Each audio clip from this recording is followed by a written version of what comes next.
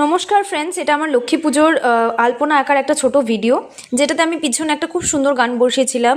শাক বাজাও উলুধ্বনি দাও সামথিং কিছু, আমি গাইতে পারি না, যাই হোক।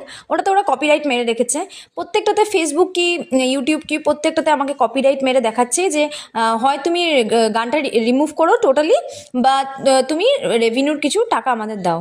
কিন্তু আজ পর্যন্ত রেভিনিউর আটানা টাকাও তো আমার হাতে পাইনি।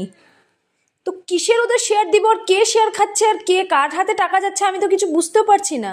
এটা যদি কন্টিনিউ হতে থাকে তাহলে তো আমার জবে সুইচ করতে হবে, কারণ সারা জীবন আমি তো এরম করে বসে থাকতে পারবো না। না না, শুধু সুন্দর সুন্দর ভিডিও করে ওদেরকে খুশি করো, ওরা টাকা মেরে বসে থাকবে যেহেতু গান নিয়েছি।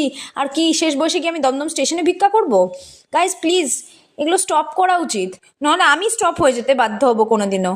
কারণ এত স্কিল দেখিয়ে, এত কষ্ট করে প্রত্যেক দিন 2 কেজি 3 কেজি মেকআপ পুঁতে, সুন্দর নাচ করে, সুন্দর নাচ শিখে, এত সুন্দর ভিডিও প্রেজেন্ট করার পরে কেউ যদি একটা ভ্যাদরাইল্লা গানের জন্য আমাকে কপিরাইট বসিয়ে পুরো টাকা এক্সট্রাক্ট করে, তাহলে আমার কিছু করার নেই। ভগবান আছে, ভগবান দেখছে। লক্ষ্মী মা, আমার উপকার করো। তুমি যদি সত্যি থেকে থাকো, আজকেই কিছু একটা মিরাক্কেল করে দাও। আপনার আশীর্বাদ করুন ভগবান, তাহলে শুধু আমি না, দমদম স্টেশনের প্রত্যেকটা ভিখারিকে আমি যাতে খাওয়াতে পারি।